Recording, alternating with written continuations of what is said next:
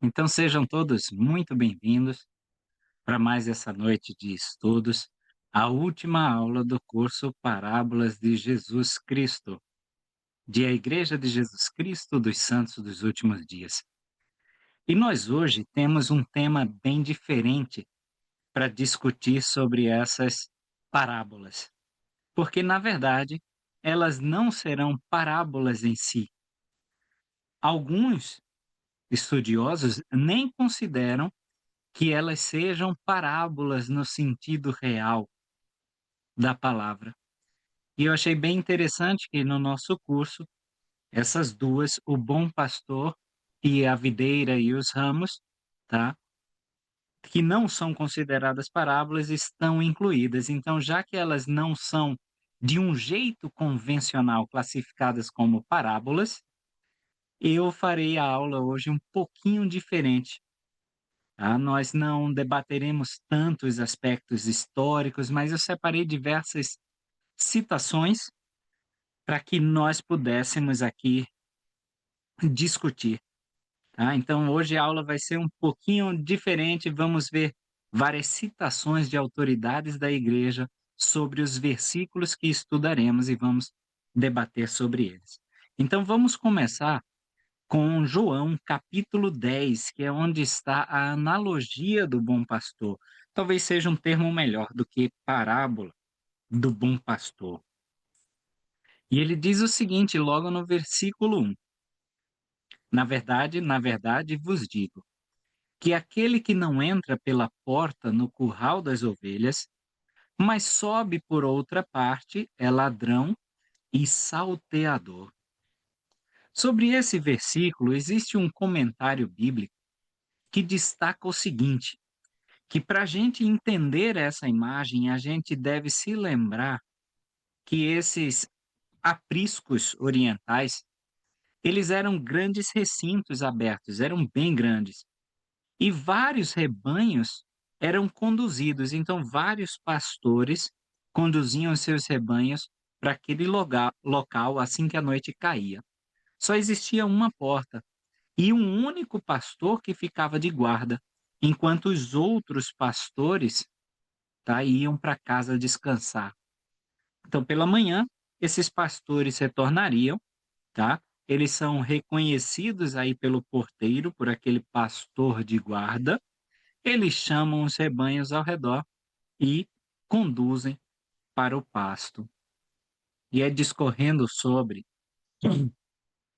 essa imagem do aprisco, James E. Talmage, no seu livro Jesus o Cristo, cita o seguinte: nunca foi escrito ou falado de forma tão forte, uma acusação tão forte, a respeito de falsos pastores, professores não autorizados, mercenários egoístas que ensinam por dinheiro, enganadores que se passam por pastores, mas evitam a porta e escalam de outro jeito, profetas a serviço do diabo que, para alcançar o propósito de seu mestre, hesitam em não se vestir com as vestes de santidade assumida e aparecem em pele de cordeiro, enquanto por dentro são lobos famintos.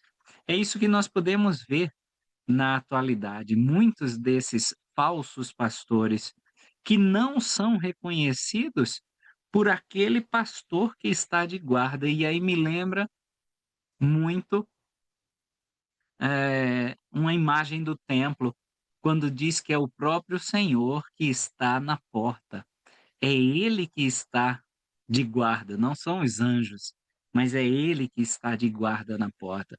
E esses falsos mestres, esses falsos portadores de autoridade, eles tentam escalar por outro local, já que não foram reconhecidos pelo pastor, aquele que ficava de vigília a noite toda. Então é bem interessante a gente associar essa imagem com o templo.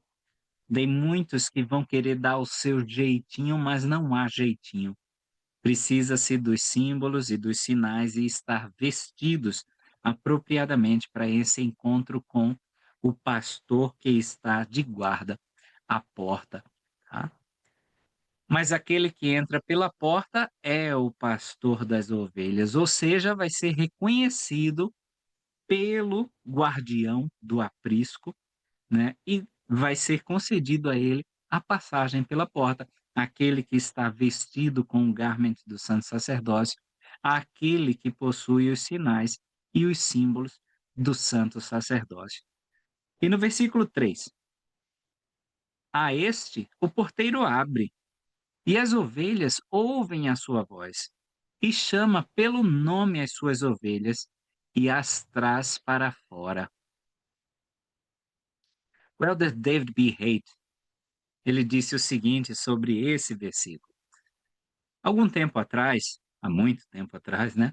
Enquanto se recuperava de uma cirurgia séria, recebi um cartão incomum que me fez refletir sobre a majestade da vida e da imortalidade. O cartão apresentava uma pintura original de Arthur Romney Bailiff, de um céu à noite com suas inúmeras estrelas douradas. A mensagem, retirada dos Salmos, dizia: Louvado seja o Senhor. Ele cura os que têm o coração partido e ata suas feridas. Ele diz o número de estrelas, ele os chama todos pelos nomes. Seu entendimento é infinito. Salmo 147, versículos 1, 3 a 5. Enquanto eu estava deitado na cama do hospital, meditei. Ele diz o número das estrelas. Ele as chama todas pelo nome. Eu fiquei então, e continuo, impressionado com a bondade e majestade do Criador, que conhece não apenas os nomes das estrelas, mas conhece o seu nome e o meu nome, cada um de nós como seus filhos e filhas. Então, se o elder David B. Haight se impressionava, né, que dirá nós? Ele nos conhece pelo nome. Ele sabe exatamente quem somos. Não é incomum este ano termos estudado diversas sessões de doutrina e convênios que as revelações chegavam com ele chamando o nome da pessoa a qual a revelação se destinava. Não é à toa que essa dispensação se iniciou chamando o nome do profeta que iria encabeçá-la. José, este é meu filho amado. Joseph, este é meu filho amado. Então, sim, o Senhor conhece cada ovelhinha sua.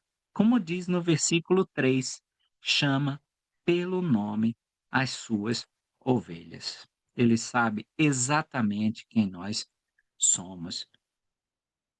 Se alguém tiver algum comentário, pode fazê-lo, pode falar qualquer coisa, estamos à disposição. Tá? Quem não conseguir falar, pode digitar nos comentários, no chat, que a gente também vai ler e vai responder. Tá? Continuando, versículo 4, João 10, 4. E quando tira para fora as suas ovelhas, vai adiante delas, e as ovelhas o seguem, porque conhecem a sua voz. Eu eu já vou ler o versículo 5, porque diz: "Mas de modo nenhum seguirão o estranho, antes fugirão dele, porque não conhecem a voz dos estranhos." Eu deixei no nosso grupo um videozinho, tá? Depois eu também posso deixar um cardzinho logo aqui em cima, com o vídeo que ilustra um grupo de garotos chamando as ovelhas numa excursão e quando o pastor chama, essas ovelhinhas se reunindo ao redor dele. Então depois eu deixo aqui para quem ainda não viu poder acessar e ver bem exemplificado como as ovelhas conhecem a voz do seu pastor. E olha que interessante, tá? Eu fico me perguntando, de modo nenhum seguirão o estranho, porque não conhecem a voz dos estranhos.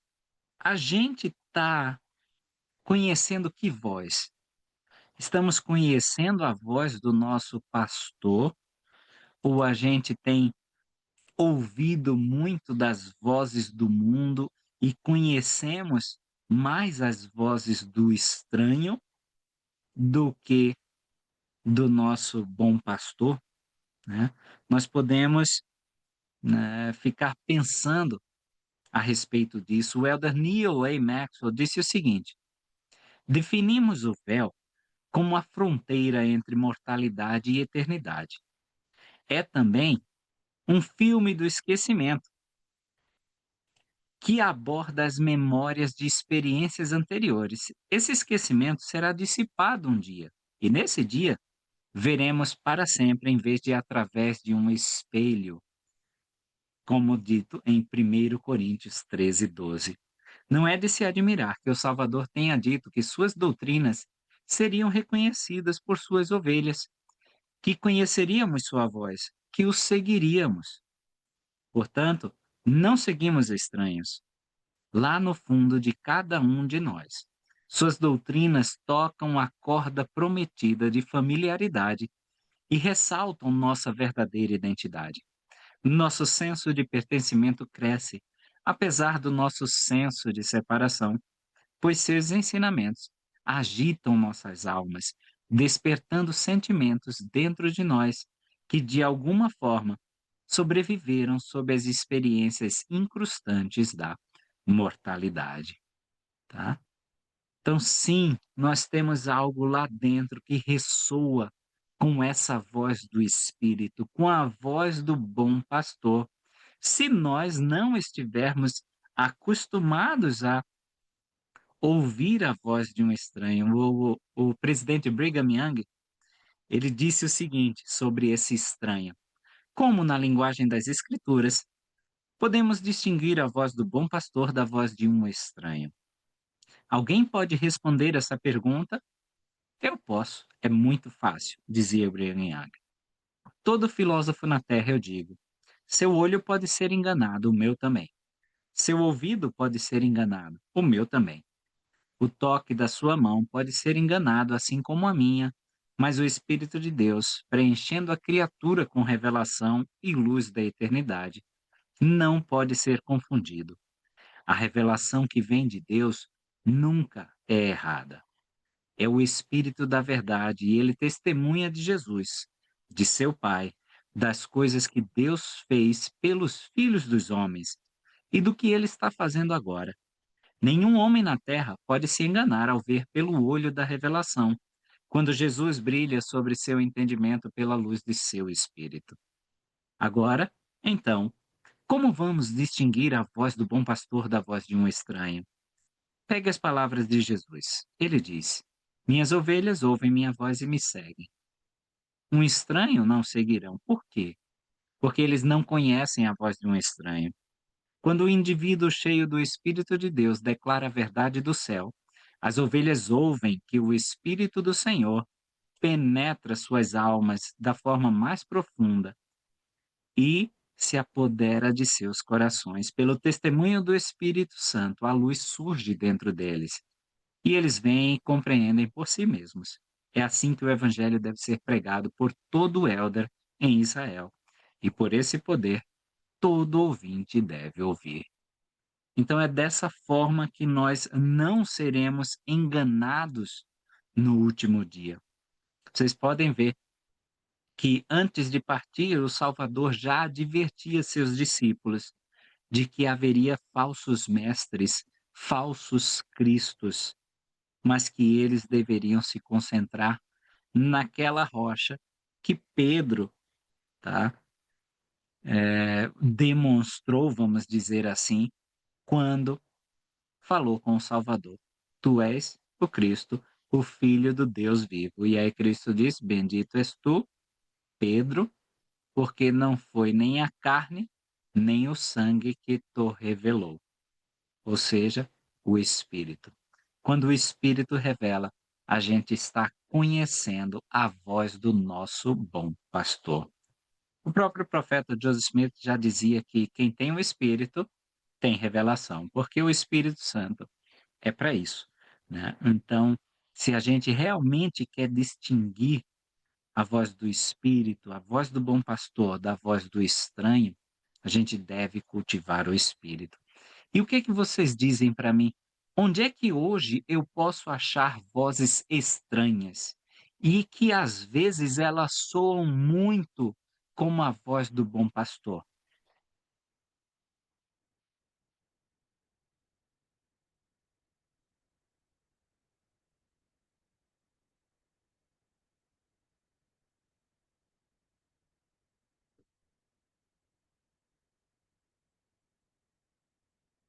Vamos lá, vamos fazer um brainstorm.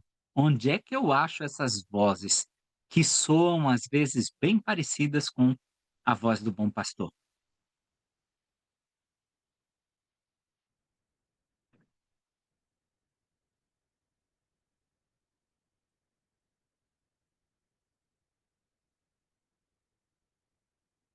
Nossa, um pouco complicado. Tava pensando sobre Cultos essa, evangélicos, você acha um monte. essa pergunta ali é bem, me fez refletir, porque acho que a gente precisa tomar cuidado, né? Porque as pessoas ao nosso redor muitas vezes podem soar como essa voz, né? Do bom pastor, muitas vezes, né? Porque é aquilo que a gente quer ouvir, não é aquilo que de fato a gente precisa, né? Então, a gente precisa tomar um certo cuidado para de fato estarmos rodeados de pessoas que nos ajudam a nos aproximar de Cristo e não aquelas que nos dizem aquilo que nós queremos ouvir. Eu acho que é o mais comum, né? A gente se rodeia por pessoas que a gente gosta do que elas nos dizem porque é aquilo que a gente quer ouvir. Muito bom. Alguém quer complementar mais? Geralmente é por pessoas que, por exemplo, o que eu vejo muito hoje em dia, as pessoas elas usam muito de sofismo e de falsa moralidade, né? Digamos assim. Hoje em dia tem muito esse negócio de, preconceito, isso e aquilo, para disfarçar algo que realmente não é bom. Entende? Tipo, o exemplo da homossexualidade, né?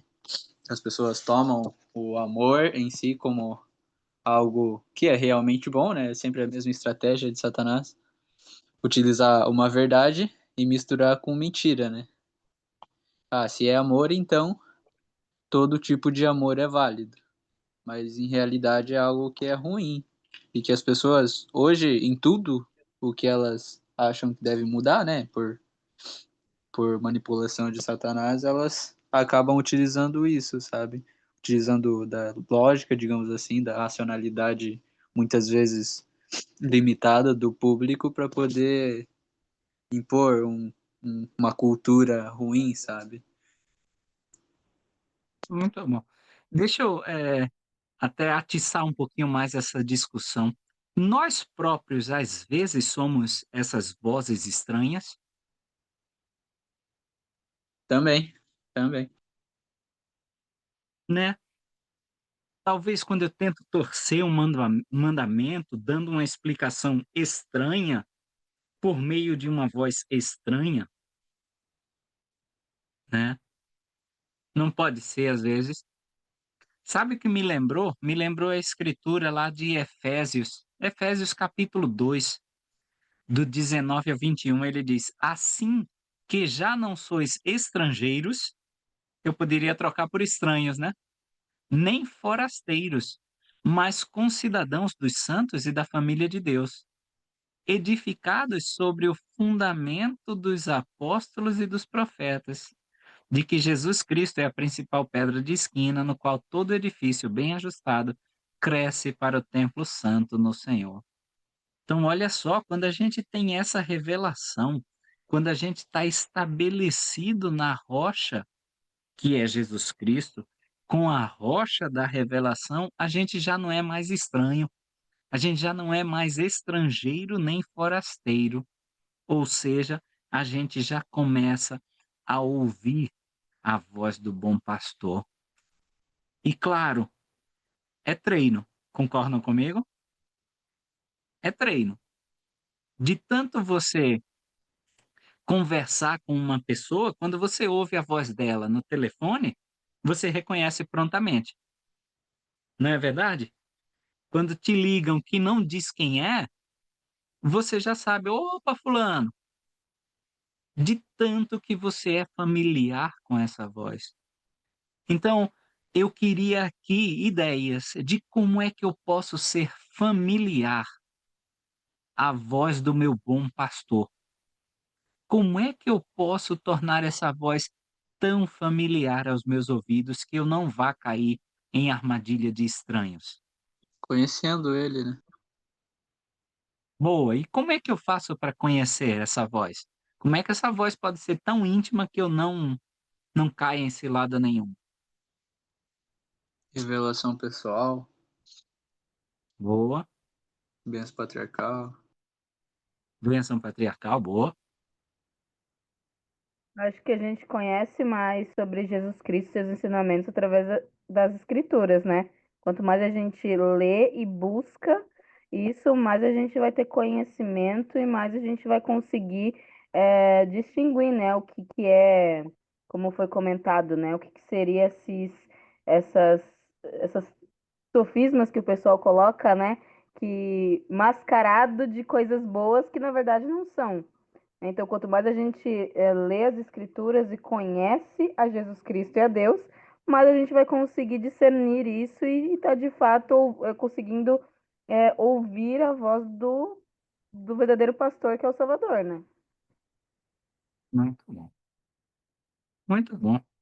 É isso mesmo. Então, hoje, do mesmo jeito que está tão fácil ouvirmos as vozes de estranhos, qualquer canal aí está pregando o evangelho, qualquer canal está discutindo filosofias do mundo, qualquer canal está discutindo alguma teologia, tá? Algum sofisma, como vocês falaram, né? Mas do mesmo jeito que temos todos esses canais, do mesmo jeito a gente tem hoje uma transmissão da Conferência Geral para diversas línguas, para qualquer parte do mundo. Ou seja, a voz do bom pastor não está sendo abafada. Olha que momento maravilhoso nós temos agora, cada um no conforto do seu lar, e podemos dizer que estamos ouvindo a voz do bom pastor aqui e agora? Anjos falam pelo poder do Espírito Santo, falam, portanto, as palavras de Cristo. Essa é a língua dos anjos que a gente vem falando. E a gente consegue hoje, ó, remotamente, estamos ouvindo a voz de um bom pastor. Quando a gente toma o sacramento, naquele silêncio da reunião sacramental, ali a voz do bom pastor está gritando. Naquele silêncio do templo, naquele ambiente reverente, ali a voz do bom pastor está ribombando em todas as paredes e em nosso coração, né? Então, devemos sim treinar o nosso ouvido, sabe? A gente tem aquelas pessoas que têm o ouvido que eles chamam de pitch perfect, que eles ouvem e eles conseguem identificar qual é o tom. A gente tem que treinar isso, treino, treino, treino, treino, treino. A gente vai ouvir e vai dizer: "Puxa", como o Brigham Young falou, "esse é o tom que acorda do meu coração", o Elder Neil Maxwell, desculpa, ele falou, a gente acabou de ler a citação. Ela vai reverberar no mesmo tom, na mesma frequência e a gente está cada vez mais atento a essa voz do bom pastor. Obrigado mesmo pela participação de todos vocês. Vamos seguir um pouquinho, se alguém não tiver mais nada a comentar sobre esses versículos 4 e 5. No versículo 6 vai dizer que Jesus estava contando essa parábola, mas muitos dos discípulos não entenderam, tá? E aí talvez sejam porque eles não estavam ouvindo direito. Não pode ser? Talvez eles não estavam totalmente atentos. Talvez estivessem preocupados com o próximo movimento. Talvez a gente está preocupado o que é que vai ter de almoço depois da reunião sacramental. Talvez a gente está preocupado que o discurso, ó, o irmão está passando do horário. E aí a gente ouve a voz do bom pastor, mas não consegue entender. Lembram de Terceiro Nefe na aparição do Salvador? Falou uma, falou duas, falou três e não entenderam. E olha que eles estavam no templo, né? Então vai ser muito mais além do que estar, mas é uma questão de ser a ovelhinha do bom pastor. Não basta somente estar no aprisco do bom pastor, tá? E aí, no versículo 7, Jesus diz: Eu sou a porta, tá? Então ele diz: Eu sou o caminho. Tá? Ele não diz mais nem que é o guarda que está na porta, ele diz: Eu sou a porta. Tá? No versículo 9, vamos só colocar aqui o versículo 9. Quem pode ler? João 10, 9.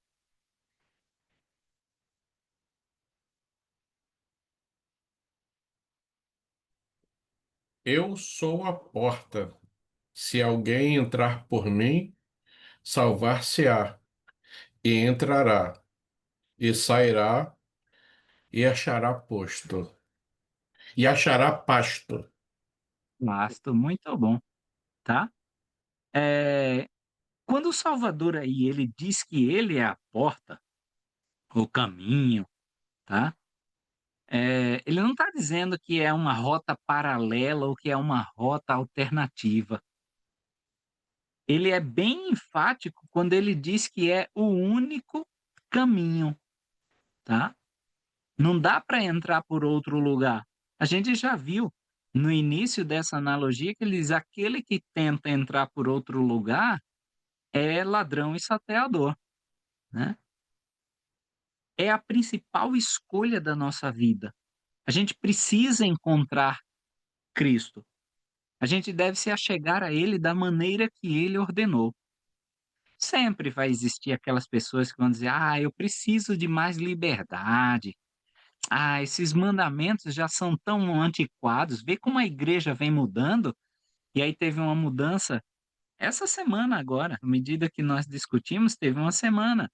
Aquela sessão noturna da Conferência Geral, que antes era sacerdócio, sociedade de socorro, depois passou a ser uma sessão geral noturna, ela foi descontinuada, né? Nós só teremos as 2 sessões de sábado e as 2 sessões de domingo. Então, ó, você vê aí, a tua igreja está mudando o tempo todo, por que tem que ficar seguindo essas regras, tá?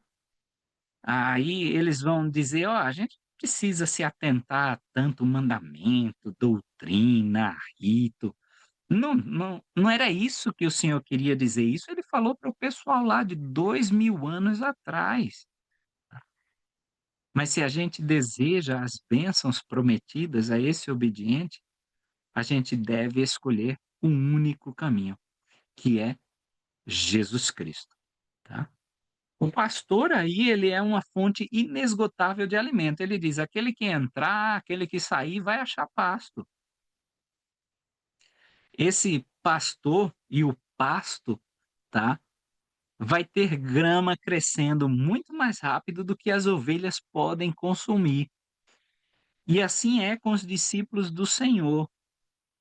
Nós, tá? Tanto nesse mundo quanto no próximo.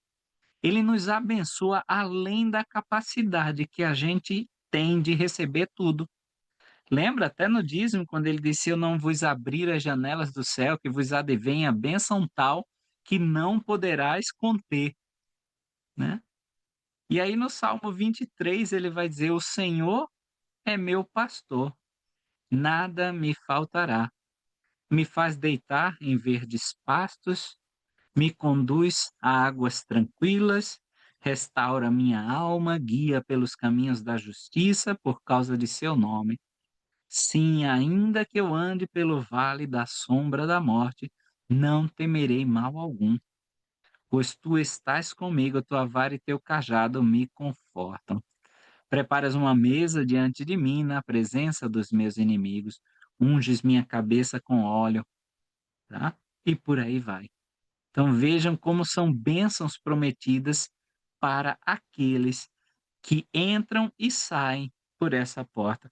Eu acho interessante que ele diz, ó, se alguém entrar por mim, salvar-se-á, e entrará, e sairá, e achará pasto. Eu acho legal que ele diz, entra e sai. Então, a gente entra no convênio com o Senhor, mas toda hora a gente meio que sai desse convênio, porque a gente está no mundo, concordam? Então a gente entra naquela segurança da igreja, dos convênios. Veja domingo como a gente está seguro no aprisco do Senhor, se fartando das verdades dele, bebendo da água viva, mas segunda a gente tem que sair. E a gente vai para o mundo. Aí a gente tem que se preocupar com dinheiro, a gente tem que se preocupar com ira, com vaidade, com inveja. Então eu acho até que o Senhor fala isso nessa passagem, quando ele diz: "Ó, entra e sai e ainda vai achar pasto, ainda vai ter bênçãos, mesmo aqueles que tenham que encarar o mundo, que tenham que viver no mundo, que tenham que participar das coisas mundanas, mas ainda vai achar pasto", tá. Versículo 10. Quem pode ler o versículo 10? João 10:10. O ladrão não vem senão para roubar, para matar e para destruir. Eu vim para que tenham vida e a tenham em abundância. Muito bom. O que é que vocês acham que ele quis dizer? Ó, eu vim para que tenham vida e a tenham em abundância. Será que ele se refere só à vida eterna?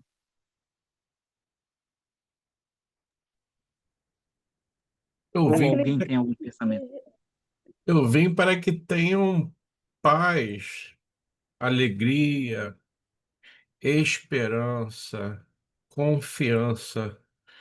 E o ladrão vem para te pressionar, para te deixar soberbo, para te deixar infeliz, para te deixar autoconfiante e por aí vai. Muito bom. Alguém quer acrescentar alguma coisa, discutir um pouquinho mais? Acho que a vida que ele inclui aqui, além da vida eterna, seria a nossa vida aqui, né? Para que a gente possa ter felicidade, para que possamos realmente ter essa vida em abundância que ele cita aqui, é toda a felicidade, paz, tranquilidade que o Evangelho traz para a nossa vida terrena aqui, né? Então, por isso que ele diz, né? Eu vim para que tenham essa vida, essa felicidade, essa plenitude que o evangelho ele traz para nossa vida terrena, apesar das dificuldades e de tudo que a gente passa aqui, né?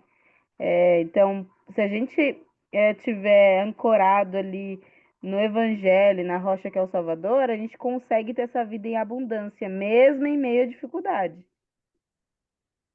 Muito bom.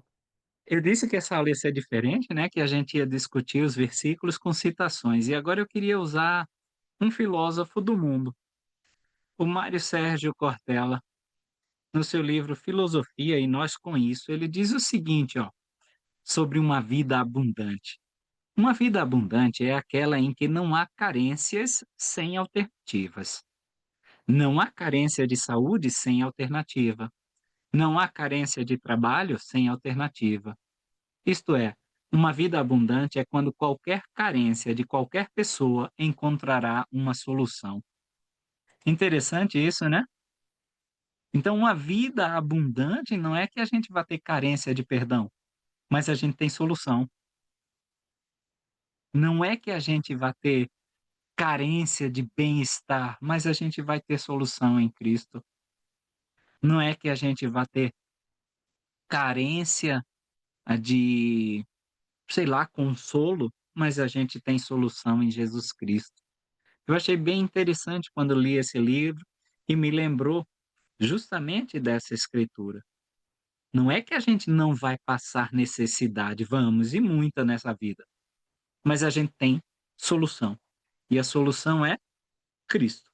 Como a gente já debateu, a única solução possível, o único caminho né? E eu separei ainda um outro autor. Não sei se vocês já leram esse livro, se não leram, é fantástico. Indico também ler, do autor Matt Haig, chamado A Biblioteca da Meia-Noite. E aí ele diz num trecho o seguinte: todas sentiram em algum momento um desejo profundo de ter feito as coisas de um jeito diferente. Tinham arrependimentos. Algumas pensavam que estariam melhor mortas, mas também tinham uma vontade de viver como outra versão de si mesmas. A vida de Schrödinger. E aí ele cita aquele gato de Schrödinger, né? Que ao mesmo tempo, aí ele complementa, ao mesmo tempo viva e morta em sua própria mente. Olha só, esses arrependimentos, essas mágoas é que matavam a pessoa ainda que ela estivesse viva.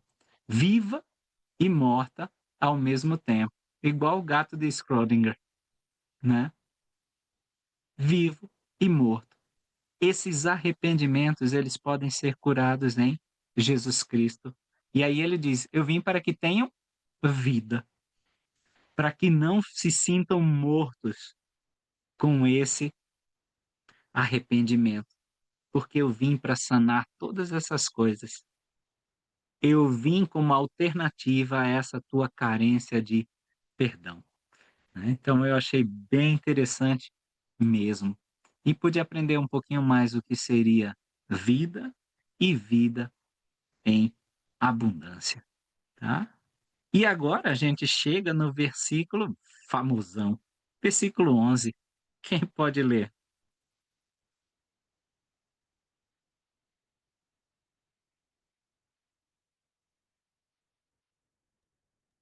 Qual Eu é? sou. Perdão, pode ler.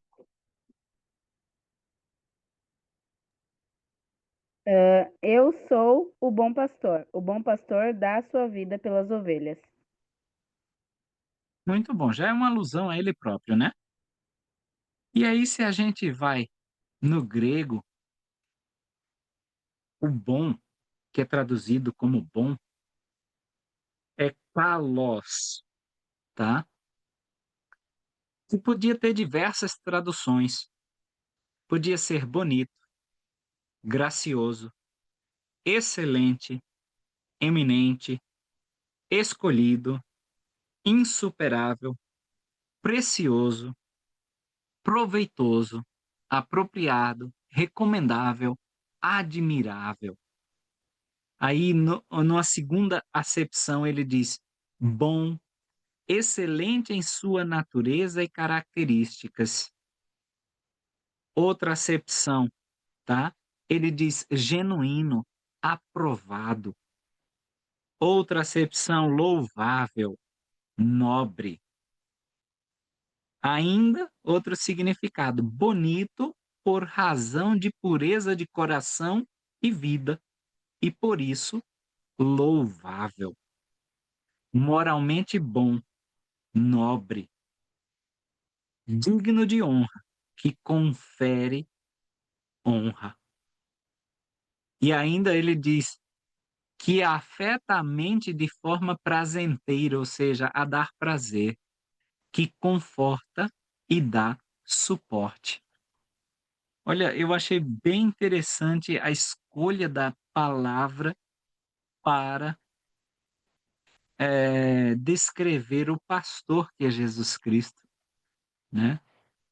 Ele é todos esses pastores, não simplesmente bom, tá?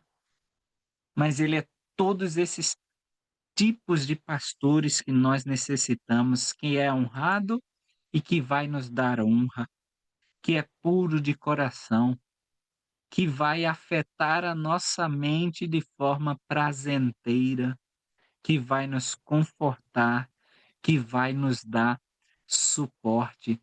É muito mais só do que ser um bom pastor, ou seja, aquele que faz bem a sua atividade de pastorear as ovelhas, tá? Ele é muito mais do que isso, muito mesmo, né?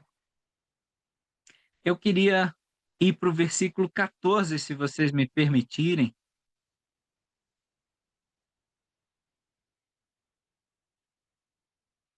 E esse 14 a gente já pode linkar com o versículo 3 do mesmo capítulo. Ele só reforça essa ideia. Quem pode?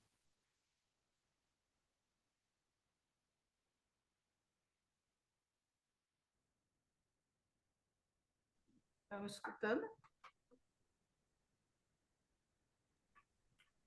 Está conseguindo nos escutar? Conseguimos. Eu sou o bom pastor e conheço as minhas ovelhas, e das minhas sou conhecido. Muito bom. Ele está mais uma vez reforçando ou assegurando que a gente eh, possa ter confiança nele. Dá para confiar totalmente nesse pastor. A gente já viu nas acepções, né? Ele é digno de honra, ele é digno de confiança, tá? Então a gente sim pode confiar nesse bom pastor. E olha, eu queria falar um pouquinho no versículo seguinte, o versículo 15. Quem pode ler o versículo 15?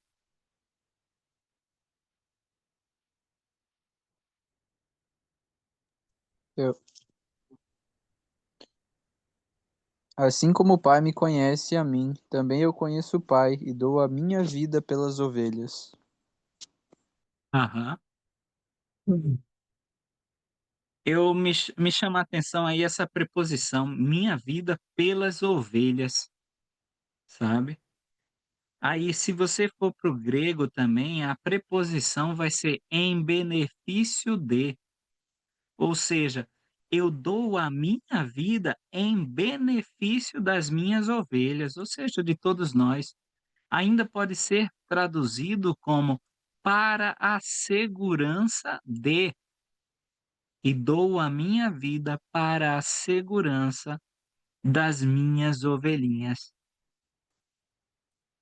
E aí no versículo 17, ó como tudo se conecta. Por isso o Pai me ama, porque eu dou a minha vida para o benefício das minhas ovelhas, para tornar a tomá-la. Então Jesus Cristo não foi morto, ele se deixou morrer.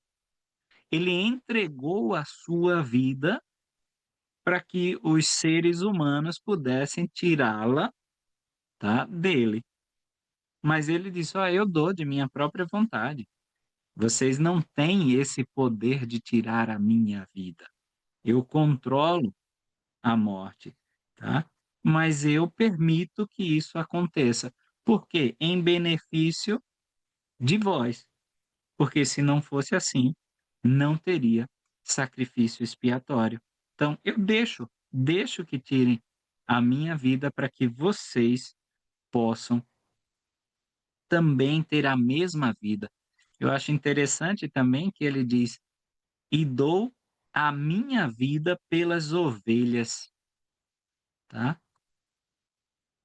A vida dele é a vida eterna, e ele dá essa vida para as ovelhas, né? É uma forma interessante também de analisar. "E dou a minha vida para as ovelhas". É a minha vida eterna que eu estou oferecendo e dando para vocês, tá? Para finalizar essa discussão do bom pastor, se alguém tiver qualquer comentário, pode fazer, mas o versículo 16 é um versículo famoso, né, que a gente vai justamente linkar com Terceiro Nefe, capítulo 15. Terceiro Nefe 15, versículos 12 a 24. Quem pode ler João 10 e aí o versículo 16, que é um versículo bem famoso?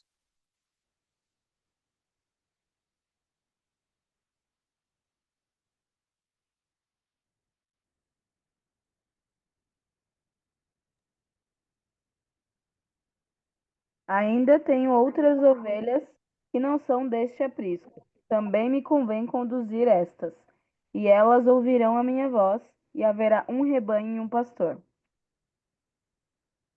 Uhum. E aí a gente aplica essa escritura a que outro aprisco? Qual é o outro aprisco e quais são as outras ovelhas?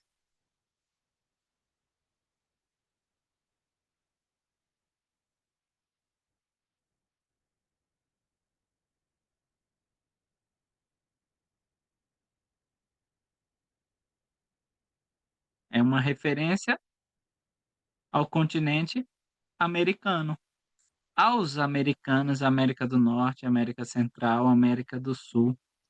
Talvez ainda até outras ovelhas. Sei lá, Oceania é um continente que era totalmente afastado, não sei. Talvez o Salvador tenha ido lá também e era um outro aprisco. Ao Japão, que também está separado do continente, e por aí vai, tá? A Groenlândia, talvez, né?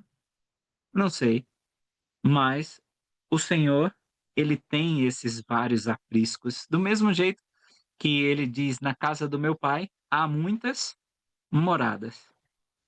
Um desses apriscos era as Américas, e se cumpriu quando ele veio aqui, como eu falei para vocês, em terceiro né? Vocês podem até cruzar aí o versículo, é ouvimos a voz do Salvador, tá? E ele falou a essas ovelhas desse outro aprisco que ele possuía, tá bom? E no versículo 18, que a gente já tinha lido no 17, que ele diz que dou a minha vida para tornar a tomá-la, no 18 a gente vê que o poder da ressurreição estava no próprio Jesus Cristo, tá?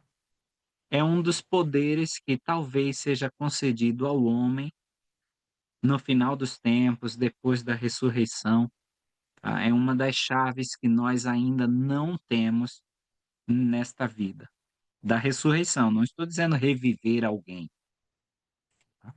Essa chave o Salvador possui. E talvez, segundo Dallin H. Oaks, tá? Num tempo futuro, aqueles que forem chamados para trabalhar com o Salvador, a estes sejam designadas essa chave da ressurreição. E Jesus Cristo possuía. Da mesma forma que o Pai possuía. Então, ele tem todo o poder do Pai, ele fez o que o Pai ordenou que ele fizesse. Foi designado essas chaves a ele e ele fez sob designação do Pai. Então, ele próprio, vamos dizer assim, se ressuscitou porque ele possuía essa chave. Ele tinha poder de dar, ele tinha poder de tomar. Tá bom? Tudo certo por aqui? Podemos avançar agora para o nosso segundo debate da noite? Pode ser? A gente agora vai discutir um pouquinho justamente sobre a videira e os ramos. Tá? A gente vai avançar um pouquinho agora, porque isso está em João, capítulo 15. Se alguém tiver algum comentário final sobre João 10, claro, a gente podia passar a noite falando sobre João 10. Mas a gente precisa discutir um pouquinho agora João, capítulo 15, que é a analogia da videira e dos galhos. Tá? Então, se alguém quiser comentar alguma coisa ainda sobre João 10, sinta-se à vontade. Se não, a gente vai passar aqui para João, capítulo 15. Todo mundo conseguiu já abrir aí? E já começando chutando a porta, né? Versículo 1. João 15, 1. Quem pode ler? João 15, 1. Eu sou a videira verdadeira e meu pai é o lavrador. Então, a gente estudou ao longo desses 6 meses várias parábolas sobre lavradores, né? Várias parábolas sobre semeadores, tá? Vários senhores da vinha. Então, Jesus Cristo aqui está se comparando à videira verdadeira. Ele é o ramo principal. Vamos para o versículo 2. Quem pode ler o versículo 2?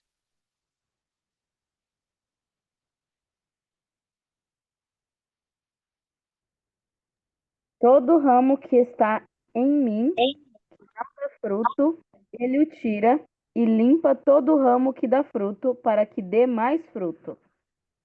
Muito bom. Vê que engraçado, ele diz: todo ramo que está em mim e não dá fruto, ele tira. E o ramo que dá fruto, o que que ele faz? Ele limpa, Ok, para e que dê ele mais limpa. ainda. Ok, muito bom, né? Então, eu queria até dizer que ele tira também, concorda?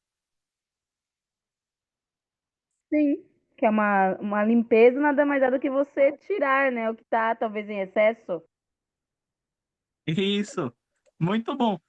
Então, vê que aí, essa palavra limpa, eu vou achar aqui para vocês. Tá? Essa palavra em grego, que significa limpar, tá? Pode ser limpar sujeira, impureza. É isso que Cristo faz conosco? É, né? Podar árvores e videiras dos rebentos desnecessários. E também é uma metáfora de espiar. Eu achei bem interessante, né? Eu achei bem interessante mesmo. Vocês já viram um lavrador cuidando da vinha? Aquele galho que está dando fruto, ele ainda assim corta também. Ainda assim, ele mete talvez a foice lá. E por quê ele ainda faz isso? Alguém lida com terra ou gosta de cuidar de planta?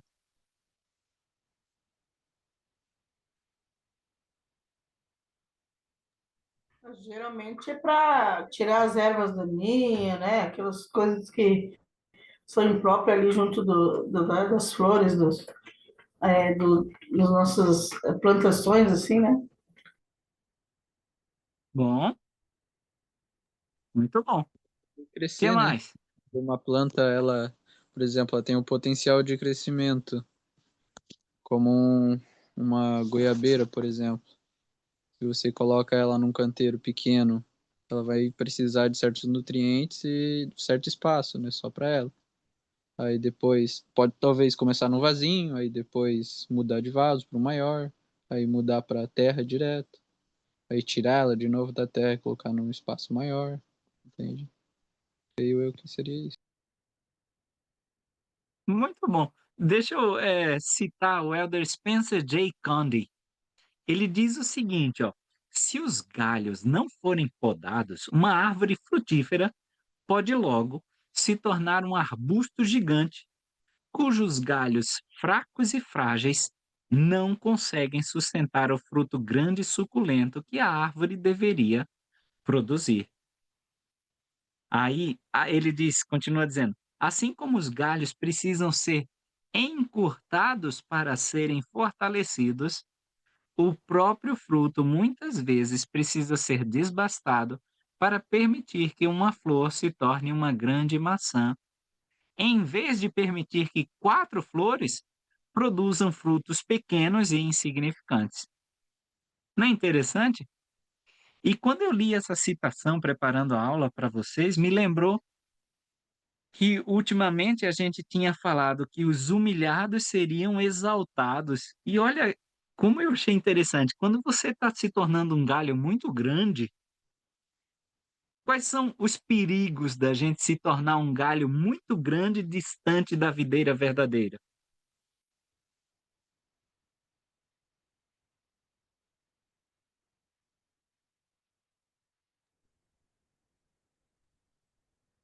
Eu acho que como na árvore, né, que nem você disse, as folhas elas minam muito o- a planta inteira, né? Porque elas precisam de nutrientes, né? Então, quanto maior o, a robustez dela, o tamanho dos galhos e tal, vai roubar muito nutriente para aquilo que realmente é importante, né? Que são os frutos, né?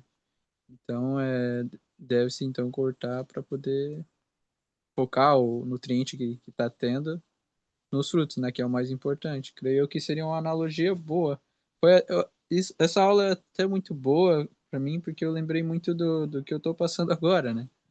Um tempo atrás eu estava, desde que eu voltei da missão, né? Tive muita dificuldade em me readaptar e no emprego e tal, e passei por muitas fases, digamos assim, difíceis em encontrar Uhum. emprego. Encontrava, mas não me adaptava, tinham coisas que eram muito diferentes, digamos assim, do evangelho, e assim mudando e mudando, né? Aí, na última vez, agora, eu consegui um emprego muito bom, sabe? Eu tava orando muito sobre. Aí eu senti que ia dar certo e tal. Aí agora terminou o período de experiência e eu fui dispensado, entende? Então, o que eu vejo nisso é que muitas vezes Deus, assim como na missão eu percebi muito isso, quando você começava a se dar bem com seu companheiro, trocava. Eu acho que Deus, ele faz esse tipo de coisa porque a gente não fique cômodo, sabe? Eu acho que é a mesma coisa no mundo. Muitas vezes Deus, ele permite que a gente fique em certas situações, digamos assim, financeiras ou sociais, para que você se torne mais humilde ou mais propenso a buscar ele, sabe? Muito aquele ser repelido a se humilhar diante do Senhor, sabe? Porque eu li Muito uma bom. frase também, tempo atrás, na rede social, em que às vezes Deus te separa das pessoas, te deixa sozinho para que você não se perca e fique junto com o mundo, sabe? Para que você não ame tanto o mundo a ponto de que você queira estar com eles, entende? E eu acho que Muito bom. me ajuda bastante, sabe? Muito bom. Talvez quando a gente cresce muito como galho, a gente tem a tendência talvez de confiar mais no braço, né, da carne. Sim, Aí o Senhor diz: "Não é assim não, deixa eu te podar, você tem que vir mais para pertinho de mim. A sua verdadeira força é aqui junto de mim, não é crescendo aos olhos do mundo, sabe? Não é você lá longe, porque como você falou, as folhas e aquele galho, sei lá, com 2 metros, 3 metros, para chegar à seiva vivificadora lá na frente, vai demorar, então vai chegar menos. E aí a gente termina perdendo aquele galho inteiro, exaltado, tá? E aí o Senhor diz: "Não, vamos humilhar esse galho, é pertinho de mim". Quando a nossa vida está indo, como você falou, né, Kaique, está indo tudo bem, a gente está crescendo, aquele galho robusto, o Senhor vem com a serrinha e diz: "Não, deixa eu tirar isso daqui, tá? Porque agora você está com 4 flores, mas olha as maçãzinha mirrada que estão dando. É melhor que você se concentre em uma só". E aí a gente vai ter uma flor que vai dar uma maçã gigante.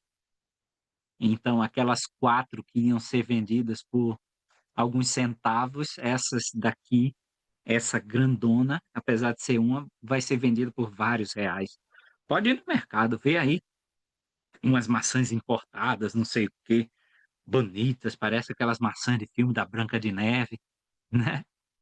Elas são vendidas o quilo bem mais caro do que aquelas maçãs pequenininhas e mirradas que a gente consome, né. Então o Senhor, ele faz isso conosco, tá. Pode parecer uma agressão, o que que vocês acham? A gente pode sentir como se tivesse sido agredido pelo Senhor?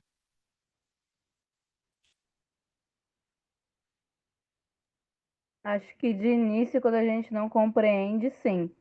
A gente muitas vezes acha que o Senhor ele tá assim como os pais terrenos fazem com os filhos, né? Às vezes, poxa, minha mãe, meu pai tá me judiando, tá me batendo, me colocou de castigo, Né? Então, muitas vezes a gente se sente assim, sendo judiados pelo Pai Celestial, né? E daí só vai entender mais pra frente, né? Nossa, mas o Senhor não estava me Odeio, judiando. vou sair dessa casa, né? É, Não é isso que a gente faz com o Senhor também? bem isso. Aí o Senhor disse: "Não, eu estou fazendo o teu bem, para você ser fortalecido, né, para você crescer", né. E quanto mais cedo a gente perceber isso no Senhor, melhor vai ser para nosso crescimento espiritual, melhor será para nossa exaltação, né. Quanto mais humilde a gente for, ou seja, quanto mais encurtado a gente for, mais próximo a gente está perto da videira, do tronco da videira verdadeira. Os nutrientes vão chegar muito mais fáceis para nós. E em abundância, não conecta com o que a gente acabou de discutir? A gente vai ter vida. E em abundância. Muito melhor quando a gente cresce e está lá 2 metros de distância, produzindo uns frutinhos mirrados. E o Salvador diz: não, você pode produzir muito mais, tá? Muito mais. Beleza? Versículo 5, podemos ir para o versículo 5? Quem pode ler para nós? Obrigado pela contribuição de todos vocês. Versículo 5.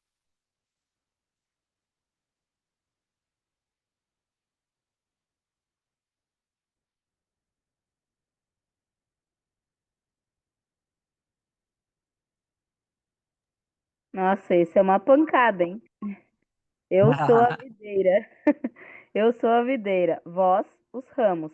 Quem está em mim e eu nele, esse dá muito fruto, porque sem mim nada podeis fazer. Quer nos dizer onde a pancada atingir, irmã Cíntia? Ou seja, quer comentar um pouquinho esse versículo? Achei esse versículo, quando eu li, achei ele bem impactante, porque ele diz, né? Se você estiver em mim, ou seja, estiver ali procurando trilhar o caminho certo, você vai dar bom fruto. Se não, e comigo você consegue fazer muitas coisas, né? Ele deixa claro ali, né? Agora, se não tiver comigo, esquece, né? Deixando o português bem claro, né? Então, acho que esse versículo ele deixa bem claro que com o Senhor tudo podemos. Sem Ele a gente é só a gente confiar no nosso braço da carne, vamos cair e vai ser difícil levantar. Cruza para mim com o versículo 7, irmã Cíntia. Pode ler aí para nós o 7, ó. Cruza com o 7. Se vós estiverdes em mim e as minhas palavras estiverem em vós, pedireis tudo o que quiserdes e vos será feito. Porque sem mim nada podeis fazer. Tá vendo? E é isso mesmo que você falou, né? Se vós estiverdes em mim e as minhas palavras estiverem em vós. A gente às vezes está no Salvador, mas as palavras dele não estão em nós? Muita pergunta difícil para uma noite só, né? Eu acredito que sim, é o famoso. Na minha época, sou antiga, né? Na minha época, eu me lembro que eu tinha um bispo que ele dizia que tinha muitos membros Faustão, aquele que só aparecia domingo, né? Aham. E eu acredito que é exatamente isso, né? A gente está nele, mas as palavras entra por um ouvido, sai pelo outro, a gente não está vivendo, tá ali só para dizer que estamos ali, dizer, mas é um membro, tá ativo, tá todo domingo na capela, mas não tá vivendo de fato o evangelho, né? Então eu acredito que é isso que o Senhor tá querendo dizer, ó, você tá aqui domingo, né? Tá Tá ouvindo as palavras, mas não tá colocando no teu coração, não tá procurando viver? Hum, muito bom, né? Eu acho que é exatamente isso. Às vezes a gente só tem a aparência. E aí vamos cruzar também com João 10, que a gente acabou de ler. A gente às vezes pode ser esse mau pastor, né? Concordam comigo? Que quer entrar por outro lugar que não Cristo, vestindo pele de cordeiro, mas por dentro lobo devorador. A gente quer vestir, né, essa aparência de ser ramo da videira, mas as palavras de Cristo não estão dentro de nós, ou seja, são lobos devoradores, né? Não se tem aquele comprometimento em guardar os mandamentos do Senhor. Na igreja é tudo bonito, né? O que o bispo pede, a gente faz, né? O que ele solicita, a gente está pronto. A gente lê a escritura na aula do instituto, quando diz quem pode ler, eu posso, e aí já lê, né? Mas na vida, quando a gente sai, né, do aprisco, como a gente falou, a gente termina não achando pasto, porque a gente não tem as palavras de Cristo em nós, né? Não A posso gente não tem comentar? Cristo conosco. Posso colocar um adendo ali? Por favor. Eu me lembro de uma líder que eu servi junto, que eu aprendi algo com ela muito interessante. E eu levo isso para minha vida, né? Nós somos falhos e muitas vezes a gente se preocupa muito com o currículo na igreja, sabe? Dizendo, eu vou servir mais, eu vou viver melhor o evangelho se eu estiver servindo nesse chamado, ou faria melhor do que fulano se estivesse nesse chamado. E isso nos impede muito de fato, ter a palavra do Senhor em nós, né? Fazermos o melhor que nós podemos, porque a gente está aqui para servirmos, né? Então a igreja é uma igreja de serviço, é isso que nos faz crescer e de fato ter a mudança de coração que o Senhor espera que nós tenhamos. Então, eu aprendi uma vez com uma líder que eu servi junto com ela, que ela dizia assim, que a gente não deve se preocupar com o currículo na igreja, ou seja, no mundo a gente se preocupa em ter um currículo vasto, né, e com cargos mais altos, né, porque isso gera impacto, né, nas empresas que vamos, ou chegar em algum determinado patamar que a gente quer. Mas na igreja não é assim. A gente não precisa se preocupar com esse currículo, né? Em falar, não, eu vou servir bem quando eu estiver ali no bispado. Ou não, eu vou servir bem e vou fazer o meu melhor e vou de fato fazer aquilo que o Senhor quer que eu faça se eu estiver servindo como presidente da Cidade de Socorro. Né? E não é isso que o Senhor quer de nós, né? Então ele quer que a gente dê o nosso melhor dentro daquilo que ele nos chamou para fazer naquele momento. Então, quando a gente está disposto a fazer isso e a servir assim, dessa maneira, como ele serviria, independente do chamado, do serviço que nós estamos fazendo na igreja, a gente vai de fato estar colocando a palavra dele em nós e vivendo, né?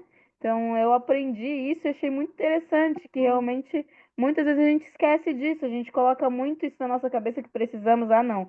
Agora eu sou só recepcionista. Poxa, que chato, eu sou só recepcionista. E serve daquele jeito, sabe, arrastado. Então eu acho que é exatamente assim. O Senhor, ele quer que a gente esteja nele com as palavras, com a palavra de fato entesourada no nosso coração para a gente conseguir viver, fazer o melhor que a gente pode fazer, sabe? Muito bom mesmo, assim. Posso pegar esse gancho de estar nele e a gente vai debater 3 versículos que vejam como eles vão se conectar, tá? Vamos começar aí no versículo 6. Eu vou ler para vocês e eu vou fazer umas modificaçõezinhas, ó. Se alguém não estiver em mim, estar em algum lugar é permanecer. Concordam comigo? Então eu vou dizer, ó, se alguém não permanecer em mim, será lançado fora, como o ramo e secará. E os colhem e os lançam no fogo e ardem. Pode ver, qualquer árvore, você corta um ramo, separa do tronco onde vem a seiva fortalecedora, ele vai morrer, certo? Então, se nós não permanecermos em Cristo, conectados, a gente vai morrer, vai ser lançado no fogo. Nossos frutos vão se extinguir. E aí, olha, cruza com o versículo agora, versículo 10. Então ele diz: se alguém não permanecer em mim, será lançado fora e vai ser lançado no fogo e vai arder. Beleza. Pode vir a pergunta, e talvez os discípulos tivessem: como é que eu permaneço em ti, Senhor? E a pergunta genuína que talvez a gente tenha. Olha o versículo 10. Se guardardes os meus mandamentos, permanecereis no meu amor. Ou seja, cruzando com o versículo 6, estarão em mim, né? Como eu tenho guardado os mandamentos de meu Pai e permaneço no seu amor. É assim que a gente permanece conectado com nosso Senhor Jesus Cristo, guardando os mandamentos. E esses mandamentos eu podia até substituir por convênios, guardando os convênios que eu faço com ele. Os convênios são essa ligação que a gente tem com a videira verdadeira, com o tronco. São os convênios que fazem com que nós tenhamos mandamentos para cumprir. São os convênios que nos ligam a Jesus Cristo. É tanto que convênio pode ser chamado de aliança, né? A aliança vem de se aliar, de se ligar, de se conectar, de estar, de permanecer, tá? E ainda mais um versículo, se quiserem, puxa mais uma setinha ainda, ó. Porque no versículo 16, não me escolhestes vós a mim, eu vos escolhi a vós. Então não é o galho que está escolhendo o tronco, concordam comigo? É o tronco que escolheu colocar aquele galho adiante. É o tronco que fez com que aquele galho brotasse ali e que ele seguisse adiante em seu crescimento. E aí ele continua, ó, e vos designei para que vades e deis fruto, e o vosso fruto permaneça, para que tudo quanto em meu nome pedirdes ao Pai, ele vô-lo conceda. Então o Senhor nos designa para que a gente possa dar esses frutos dignos de arrependimento, mostrar esses frutos dignos de arrependimento. E que esse fruto permaneça. Como é que a gente permanece? Guardando mandamentos, guardando convênios. Se a gente for, ele estava falando isso para os discípulos, ou seja, falando para nós, ele diz, ó, escolhi a vós, vocês, para que vocês deem frutos.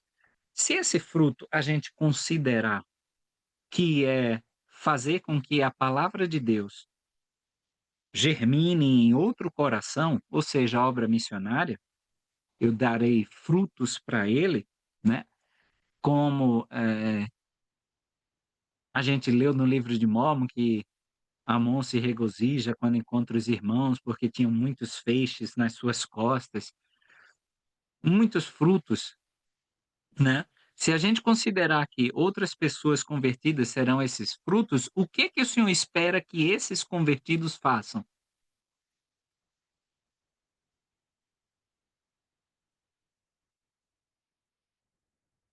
Que eles permaneçam, que eles guardem os mandamentos.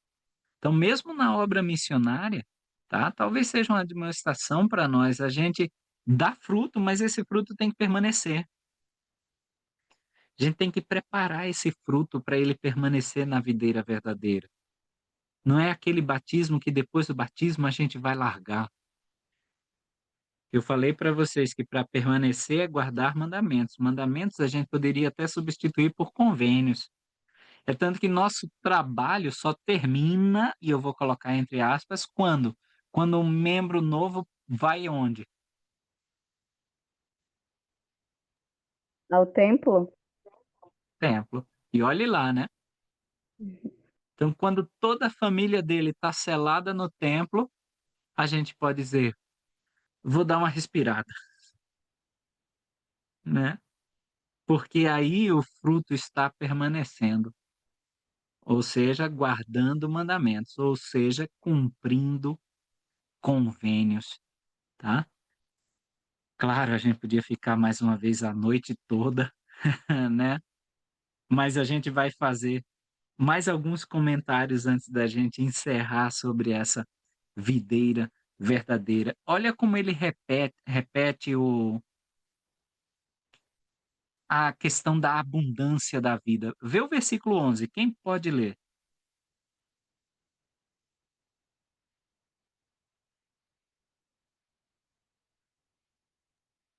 Tenho-vos dito estas coisas, para que a minha alegria permaneça em vós, e a vossa alegria seja completa. Ou seja abundante, né?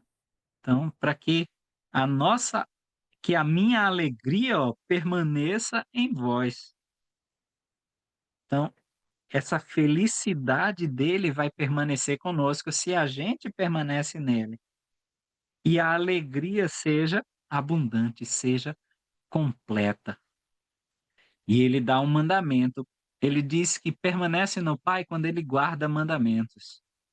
Ele Nós permanecemos nele ao guardar mandamentos. E ele cita o versículo 12, e ele vai citar de novo no versículo 17. Quem pode ler? 12 e 17.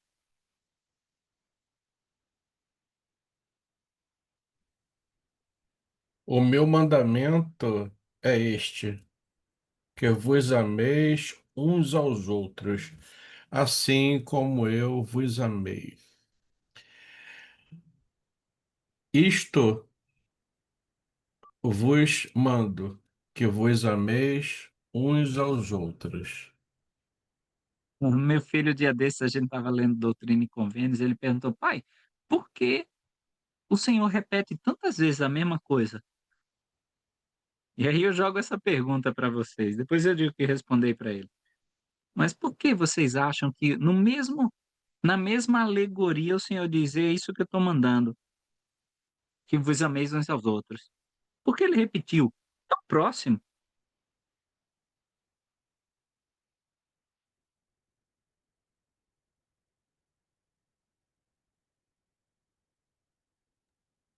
Eu acredito que assim como uma criança, ela só aprende depois que você repete muitas e muitas e muitas vezes. O Senhor, ele nos trata também assim, ó, você vai aprender, mas eu preciso te repetir. Preciso te repetir para que você entenda isso e de fato faça. E ainda assim a gente não faz muitas vezes, né? Ainda assim a gente dá umas Pô, escorregadas. Então, eu acredito que é para isso, que é para a gente aprender, né? Então, para a gente aprender, entender, ele precisa repetir isso várias e várias vezes. Boa. E foi justamente isso que eu disse para ele: filhote, sabe o que é mais cansativo de ser pai? Eu acho que vocês vão concordar comigo, quem já for pai aqui. Eu disse para ele: é repetir a mesma coisa 1000 vezes. Isso é que é o cansativo. Então, o Senhor também, como a irmã Cíntia falou, nós somos crianças. Ele tem que falar uma, tem que falar duas, tem que falar três. Ele disse: para permanecer no meu amor, tem que guardar mandamento. Eu já estou te dando um mandamento aqui, ó: amai-vos uns aos outros. E eu estou repetindo: amai-vos uns aos outros. Fazendo isso, ou começa fazendo isso, você vai estar em mim.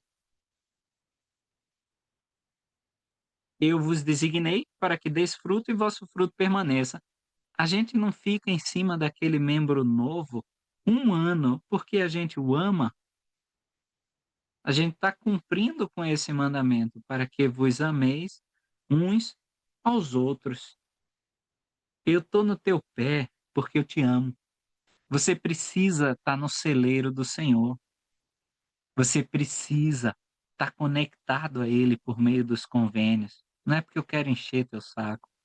E é isso que às vezes um filho acha, né? Pô, o pai só enche o saco, falando 1000 vezes, mas é porque eu te amo. Precisa estar conectado com o Senhor. Precisa estar nele, né? E aí, já para finalizar mesmo, eu queria só versículo 18 e 19. Quem pode ler?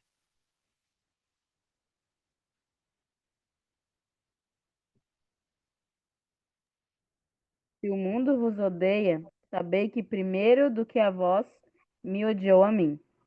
Se vós fosseis do mundo, o mundo amaria o que era seu. Mas, porque não sois do mundo, antes eu vos escolhi do mundo. Por isso o mundo vos odeia. Muito bom. O 18 me lembra quando Cristo ele diz que é as primícias dos que dormem, né? Claro, isso é falado no sentido da ressurreição, ele foi o primeiro a ressuscitar. Mas ele também foi as primícias, o primeiro a ser odiado. Ele é a primícia em tudo que vai fazer, né? Então, ele foi o primeiro a ser odiado. Ele foi o primeiro a cumprir com a vontade do Pai. Ele foi o primeiro a dizer: eu desço lá, eu faço o sacrifício por eles, sabe? Então, o que acontece com a gente já aconteceu com Cristo. Primeiro, ele foi a primícia, ou as primícias, como diz a Escritura. Ele foi o primeiro. E depois, é com o convite que eu gostaria de encerrar essa aula e esse nosso curso, tá? Ele diz: se fosseis do mundo, o mundo amaria o que era seu, mas vocês não são deste mundo, né? Nós não somos deste mundo. Então, o convite é que nós todos possamos ser extraterrestres, né? Que a gente sim possa ser diferente, né?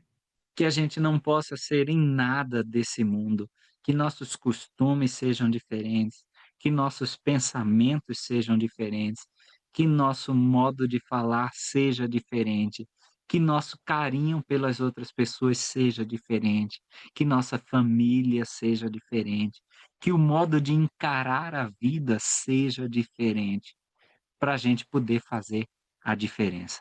Se a gente é igual, a gente não consegue fazer a diferença. Então a gente tem que ser diferente. E é isso que o Senhor está instigando todos os seus discípulos. Ó, se permanecerem em mim, vocês vão ser diferentes. Vocês vão ser estranhos, né? Não no sentido de ser estranho a ele, né? Que a gente conhece a voz do bom pastor. Mas vocês vão ser esquisitos para o mundo, tá? Vocês vão usar roupas esquisitas, vocês vão falar com palavras esquisitas, ok? Vocês vão se portar de modo esquisito, mas é porque vocês não são desse mundo.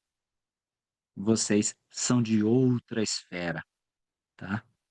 Outra esfera e eu escolhi vocês para fazerem parte desse bando de esquisitos, desse bando de desajustado, porque esse é o meu bando, tá? E essa aula que eu queria deixar nessa noite com vocês, junto com o meu carinho, agradecendo a toda a paciência que tiveram durante esses. A gente começou em setembro, não foi isso? Não, agosto, né? Então já estamos há quase 4 meses juntos, né? Então agradeço a paciência, espero que todos nós possamos sair mais esquisitos desses 4 meses quase que passamos juntos, tá? Alguém teria algum comentário? Alguém queria falar alguma coisa?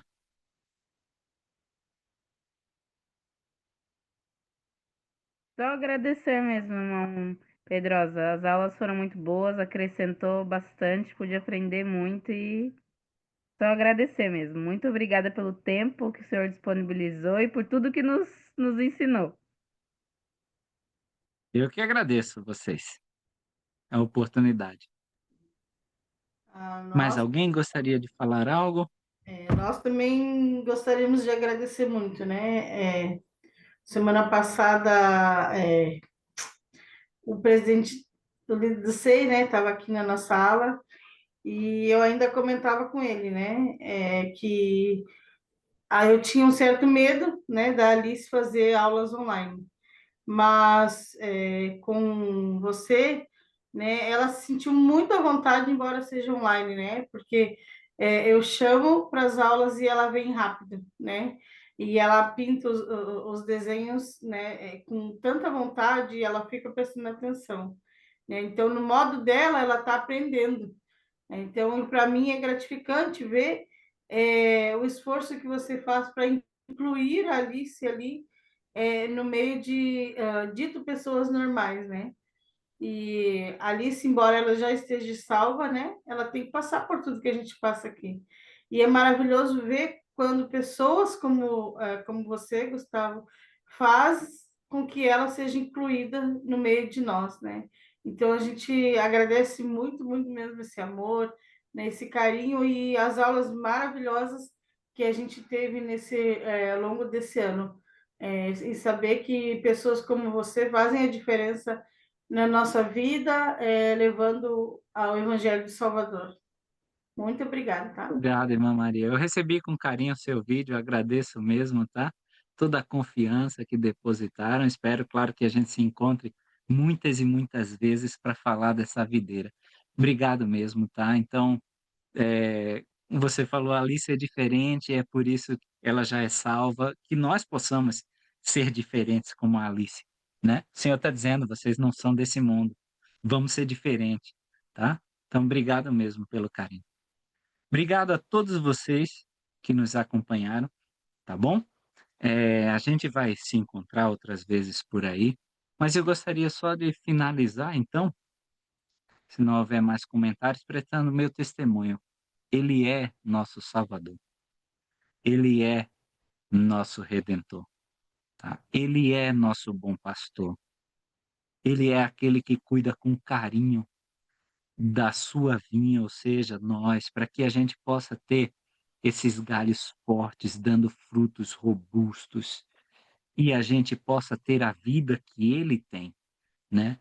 Sem nenhuma necessidade, porque ele provê tudo para nós, como o bom pastor que ele é. Tá?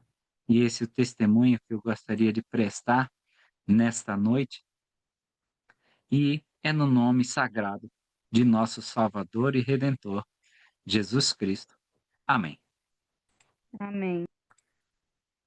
Também estou hoje de azul para incentivar todos vocês. Novembro Azul, tá?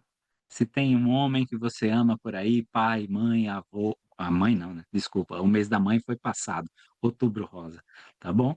Mas incentive esses homens a se cuidarem, tá? A gente pode fazer mais por eles para que eles não precisem ter a vida abreviada, às vezes por uma questão de preconceito, às vezes por uma questão de machismo besta, a gente pode salvar diversas vidas, tá bom?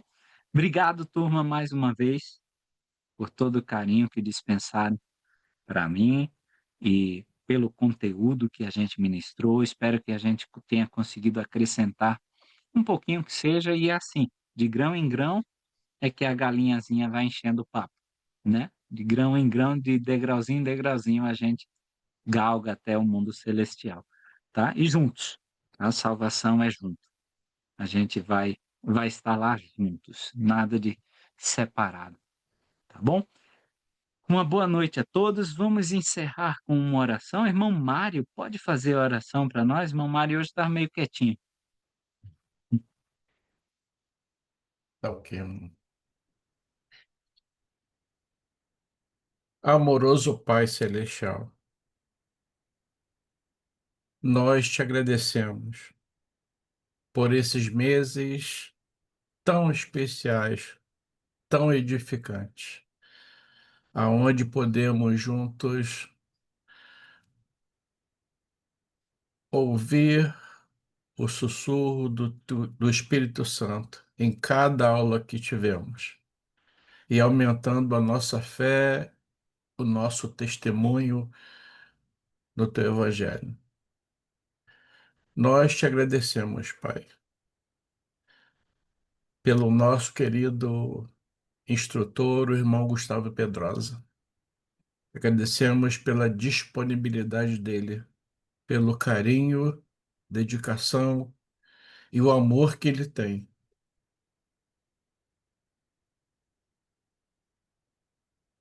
em nos ajudar a buscar mais conhecimento no teu Evangelho.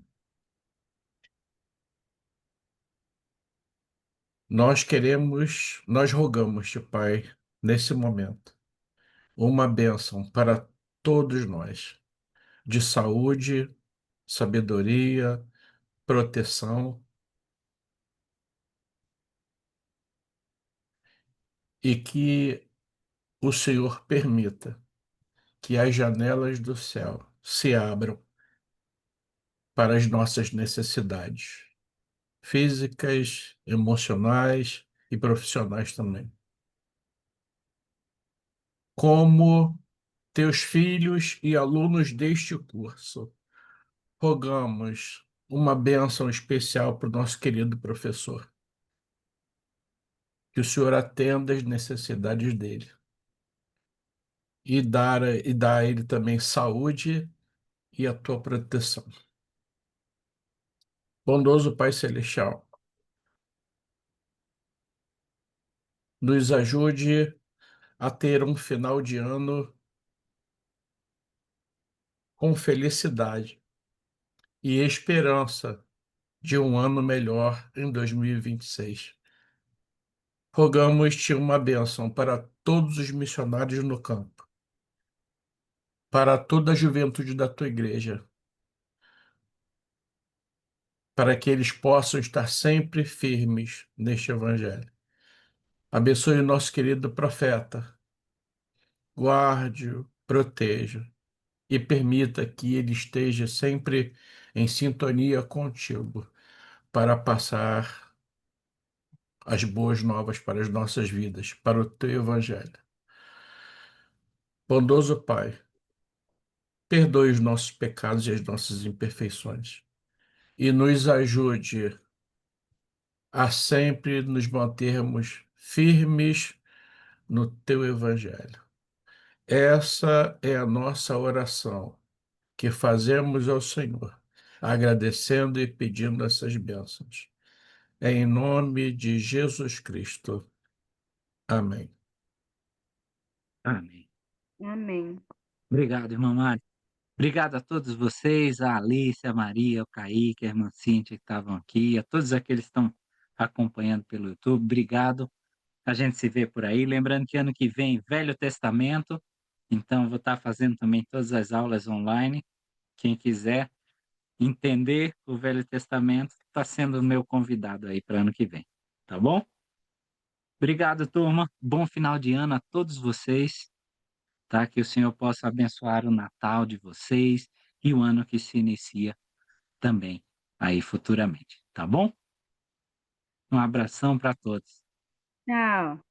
Tchau, Até tchau. mais. Foi especial conhecer todos Tchau. vocês. Tchau, tchau. Igualmente.